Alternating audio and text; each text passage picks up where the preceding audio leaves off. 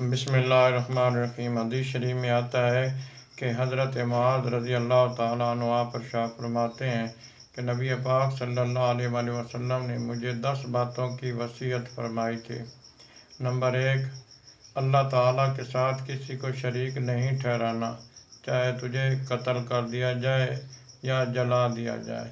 Number 2، والدین کی نافرمانی نہیں کرنی، چاہے وہ تجھے کہے کہ اپنی بیوی کو چھوڑ دے یا سارا مال اللہ کی راہ میں خرچ کر دے۔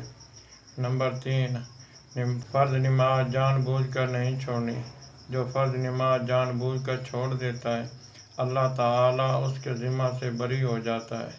نمبر 4، شراب نہیں پینی کہ ہر برائی کی جڑ ہے۔ نمبر 5، جنگ میں سے نہیں بھاگنا، چاہے تیرے سارے ساتھی قتل ہو جائیں۔ نمبر 6، اپنی اولاد پر طاقت کے مطابق خرچ کرنا ہے۔ نمبر 7، ان پر کوڑا نہیں ہٹانا۔ نمبر 8، ان کو ہر وقت اللہ تعالیٰ سے ڈراتے رہنا ہے۔